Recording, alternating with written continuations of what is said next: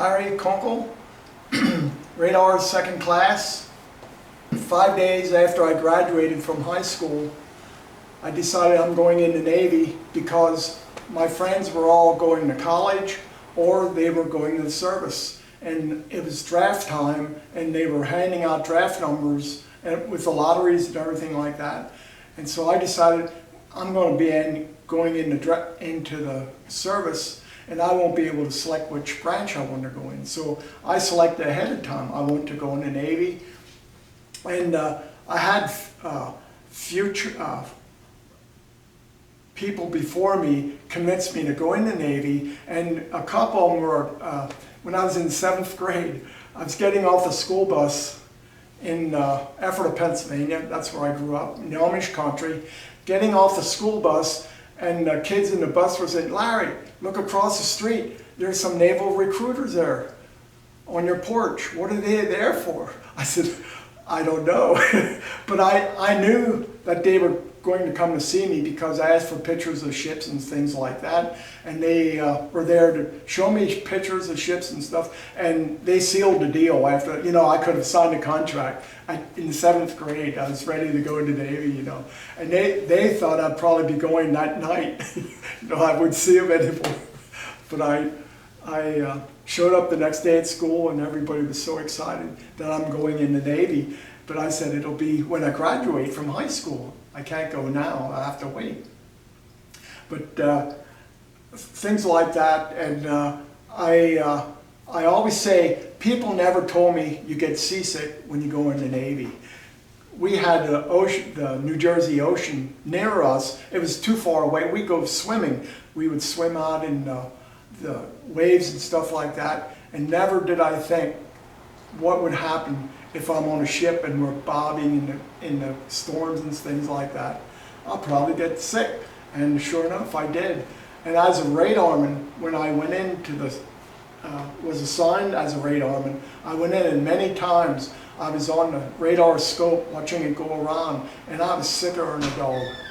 And the captain would want to know how far is that ship away from us and stuff like that. And I had to give correct answers. I couldn't just guess or anything like that. So I had to get over the seasickness quickly. That's one of the things I accomplished is getting sick and getting over it fast. I was assigned to Great Lakes Naval Station, and it's the first time I was.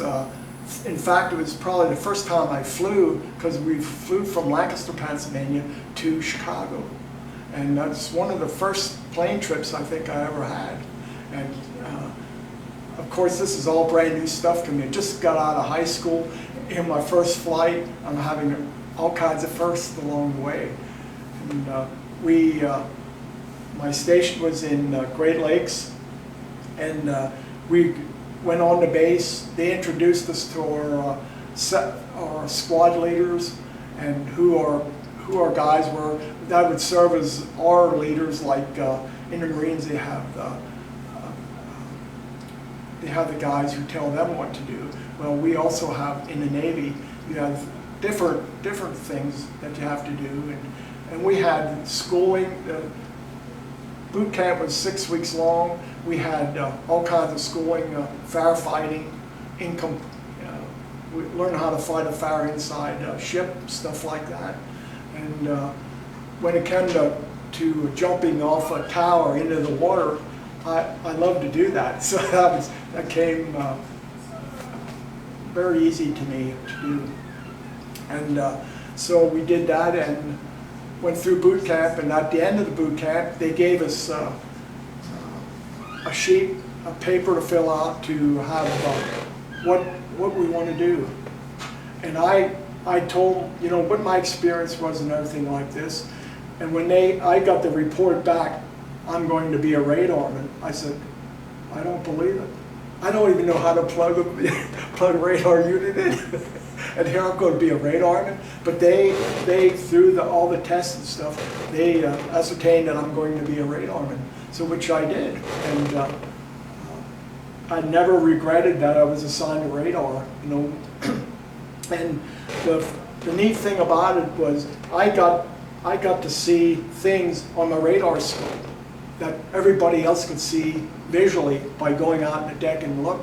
They could see that we left Brooklyn. I was assigned to the destroyer, USS Harwood, up in Brooklyn, New York, the Brooklyn Navy Yard on the East River.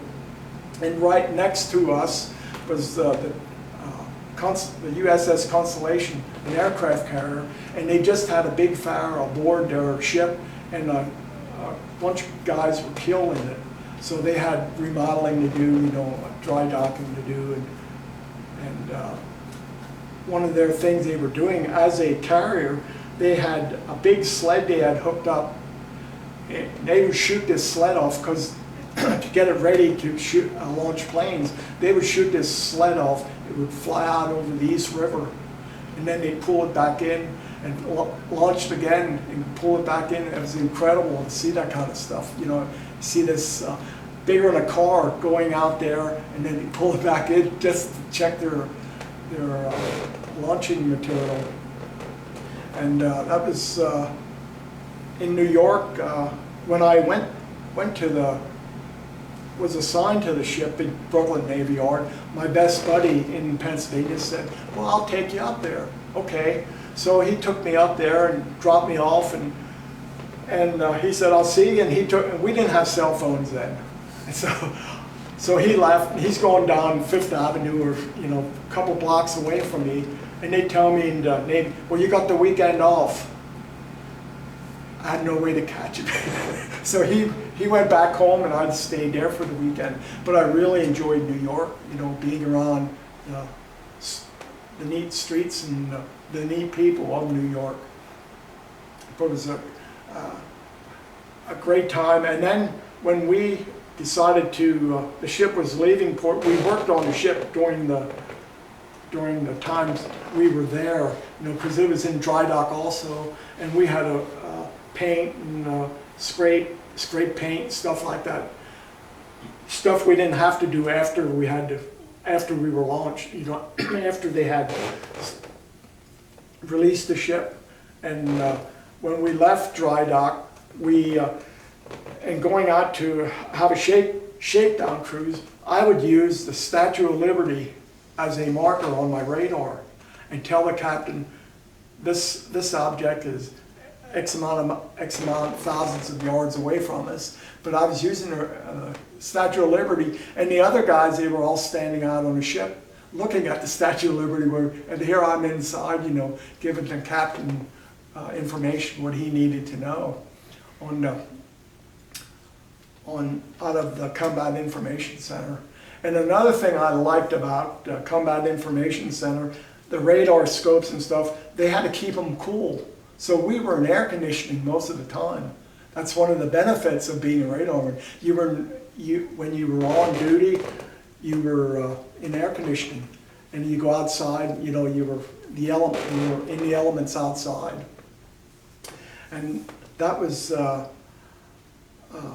really neat. And then when we went on a shakedown cruise, we were off the coast of Gitmo, off the coast of Cuba and Gitmo, and just did exercises down there with other ships. And then when we had our shakedown cruises done, then we were assigned to go to Europe and to cross the Atlantic. Took 6 weeks to get across. But I was just a country boy, you know, 18 years old, out of high school.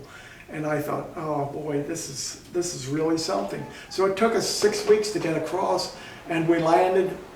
We had Liberty Port in French Riviera, and at the time, now I'm 18 years old, just out of high school, the bikinis had just hit France, and so to see this bikinis and boats and on the beaches and everything like that, I said, this will never fly in the United States. Never. It flew, but it took years for it, you know, to catch on. Like everything else, Europe's so far ahead of us in so many things, but it's really it was really something. And the Liberty ports and everything like that we would stop at on our cruise were incredible. And since then, I've been back to Italy and a bunch of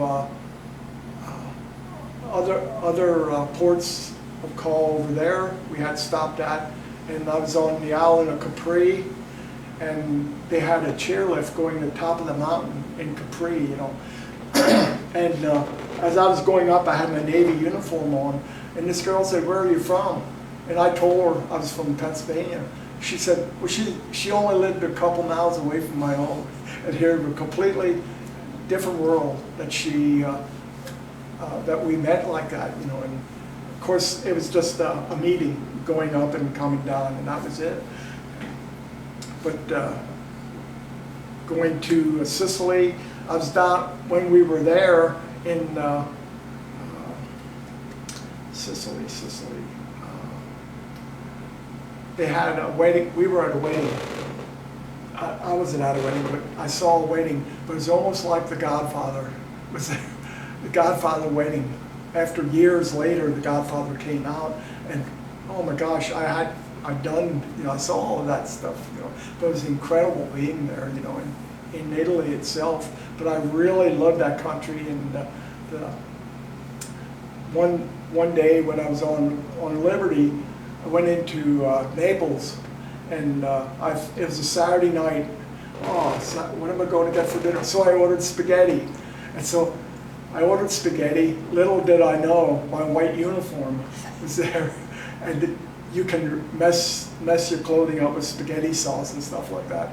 And the people in the restaurant, they were watching me very, very cool, just looking at me, waiting.